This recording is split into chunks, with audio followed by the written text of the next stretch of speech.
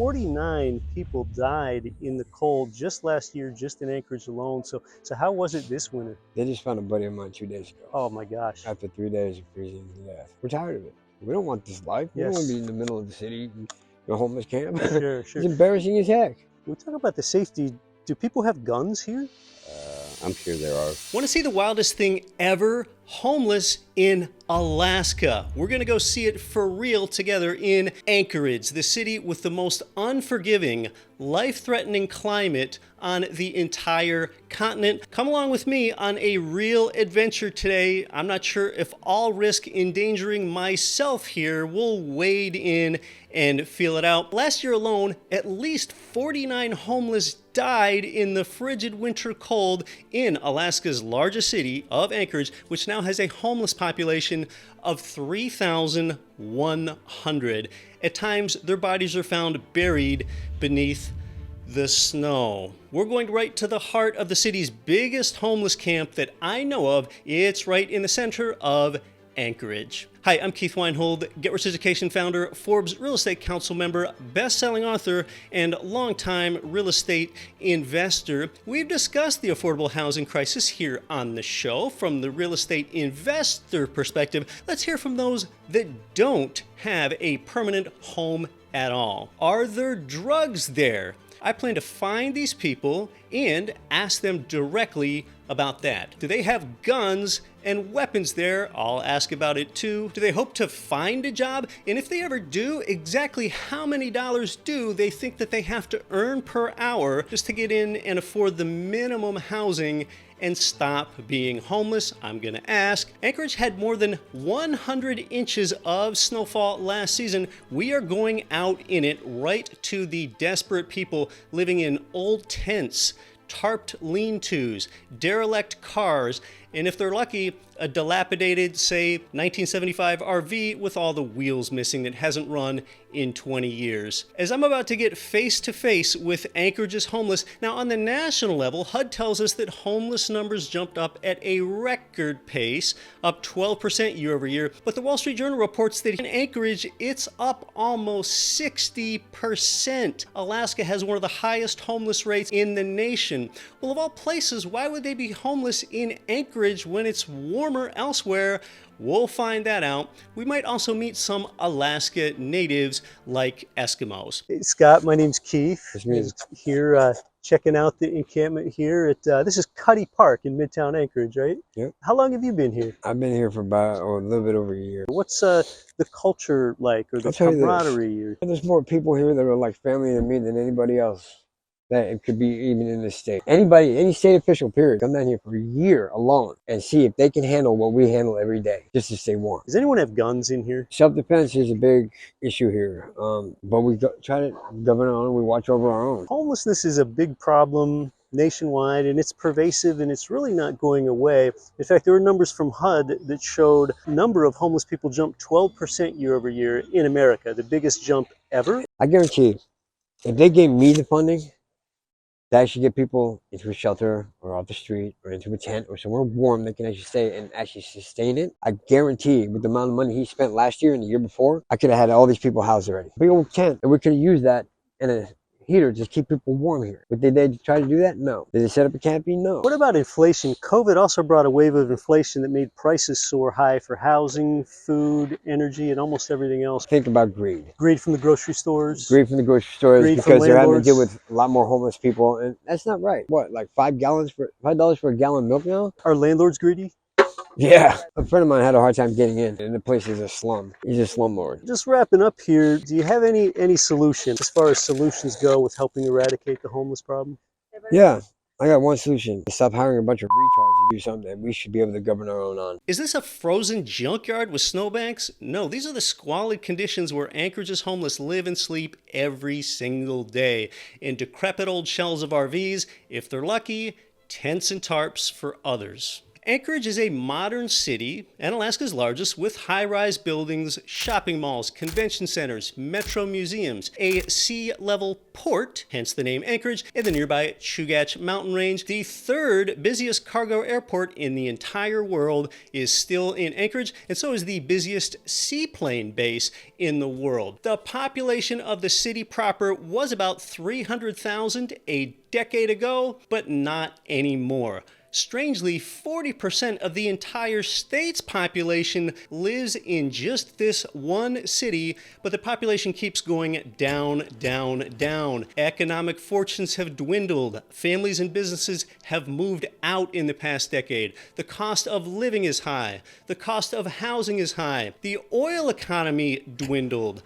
COVID hit. Inflation hit. And on top of all that, all in a place where on some days the high temperature doesn't exceed 0 Fahrenheit. And keep piling on, there's nearly 19 hours of darkness in the dead of winter in the United States subarctic metro, the northernmost city of this size. Anchorage is where the municipal water supply is actually melted glacier water. The entire city was once under a glacier, and 50 glaciers are within a day's drive. Moose are a symbolic icon across the city. Now, Anchorage has 223 municipal parks, and we're going to go out and we're focused on Cuddy Midtown Park, which is right in the middle of Anchorage, a public park that the homeless have taken over. It's bad. Get this, to try to export the problem, Anchorage Mayor Dave Bronson, he's proposed buying Anchorage's homeless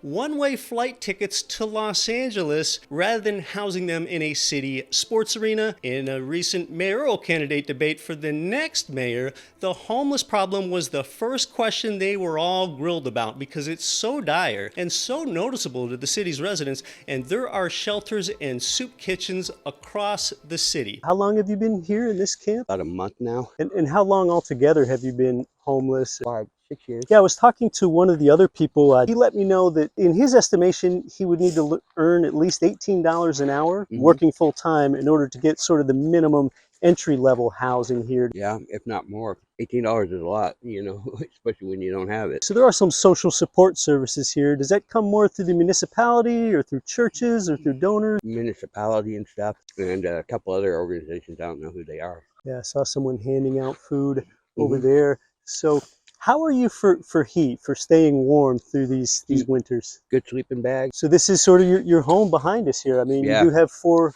walls and a ceiling. This RV has heat No. or not? This RV is all stripped out. Do you feel safe like when you're in there sleeping at night? Yeah. Do you think most of the people here, what are some of the reasons that they cannot get out of here? Is it not that there's not enough employment? Because it seems like there are more open job positions than there even are people to fill them. Is it more that the people, some of them have substance abuse problems, so they can't get clean enough for a job? Is that really the main thing that keeps people from employment? There's substance abuse, psychological issues. Was housing affordable at one time in your life? And is it like a lack of housing affordability issue that really brought you here? I had a house, I had a car, you know, I had a job. And mainly a lot of it was COVID. That ruined a lot of things.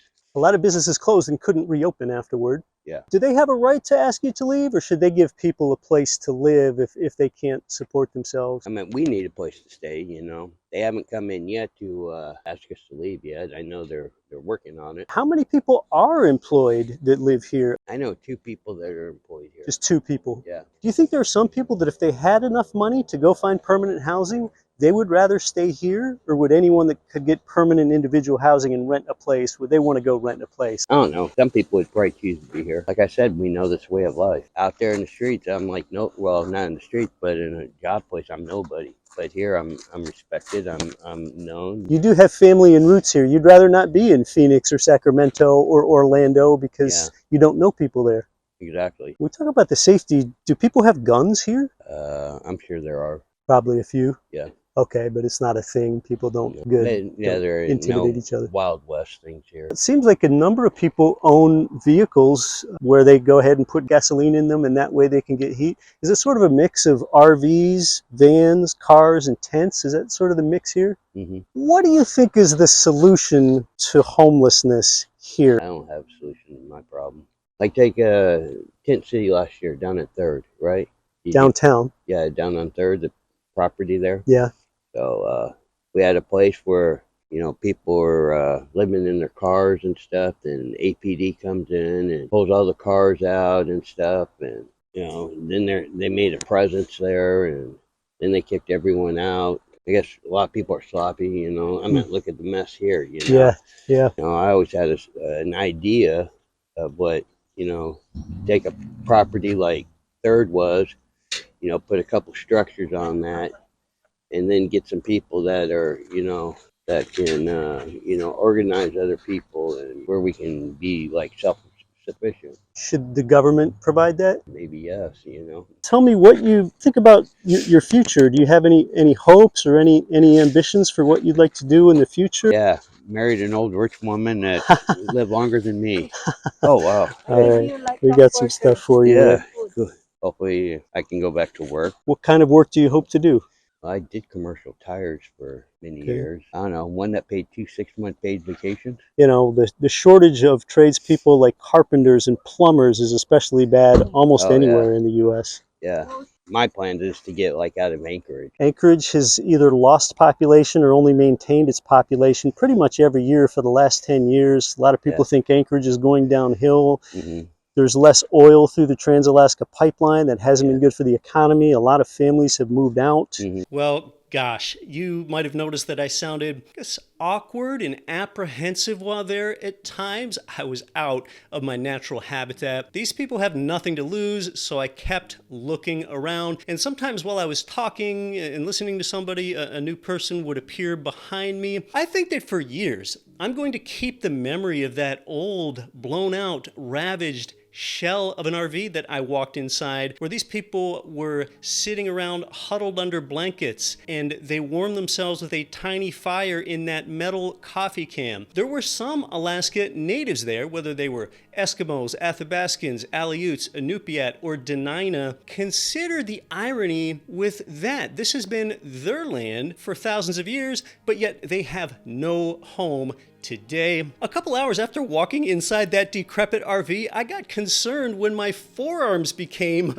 unusually itchy, wondering if I had contracted lice or something, but I don't think I have. By the way, here's how it looks in the summertime at some of Anchorage's many homeless communities, where at times bears smell the food and they come in to where the tents are. In fact, you can find a 2023 AP story about how 4 bears were killed when they broke in to homeless tents. Back to today, many of those people complained that they couldn't get jobs, and they said it's because they can't show an employer a permanent address. But I don't really know how many people have criminal records, mental illness, or just can't get off drugs or stay sober enough to hold down a job either. I wasn't going to get too personal with that. You know something heartwarming? People were nice. When I first arrived at the homeless camp, before I even got out of the car, my car got stuck in a snowbank. I really couldn't get it out. I thought I might be vulnerable in the middle of a giant homeless camp. I got out of the car to try to get myself unstuck, and the next thing that happened is that most anyone nearby, they had a snow shovel, they just brought it over and they worked and they dug and they helped get me out. These people's first instinct was to help, not to threaten me or take anything from me. I never felt seriously threatened, or I wouldn't have stayed there. And I gave away bags of food, clothing, and bathroom supplies to these people. They were so grateful for clean blankets. That's one item that makes a huge difference to their comfort. Blankets. Even the oldest blanket that you've got in your linen closet, because it's clean. And these people didn't just give me permission, they even wanted me to publicize their stories to help bring awareness. 2 of them gave me their phone number because they want to watch this video themselves.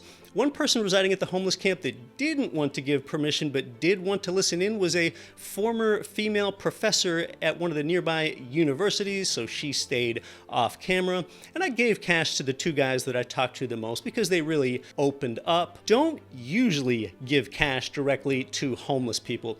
I like the slogan, give real change, not small change. That means if you're going to give to the shelter, not directly to the vagrant, because the vagrant, they might buy something like cheap Monarch vodka in a plastic bottle. When homeless people camp on public land, the government has got to pay for that cleanup. And remember, that means you fund the government, so the taxpayer pays for the cleanup. And there's both a Home Depot and a Lowe's close to that homeless camp I visited, and those stores have had break-ins. Anecdotally, I learned about thefts where people just walk into those two home improvement stores, grab items in broad daylight, and walk out of the store with them, although I can't prove that people in this large homeless camp did that. And yes, there's a technical misnomer in the word homeless. It's more like houseless. A ramshackled tent is your home, so vagrancy is the more apropos moniker. Well, what did you really learn from all this? As you saw the derelict vehicles and the old tents, well, it might make you feel more fortunate. It could motivate you to be a good, productive person so that you don't end up like this. And though it's close to an extreme example, this demonstrates the affliction of monetary inflation and how that's exacerbated wealth inequality and the lack of affordable housing in America today. We're the most powerful nation in the world here. We've innovated with Henry Ford's assembly line in 1913. We put a man on the moon in 1969. Artificial intelligence made giant leaps back in 2023, but we can't house our own people today. Well, I don't want you to become homeless. In fact, there's a top predictor that can make you homeless, and it's not what you think. It's not poverty. It's something else. Let me give you this crucial explanation. It's the top predictor of homelessness right here.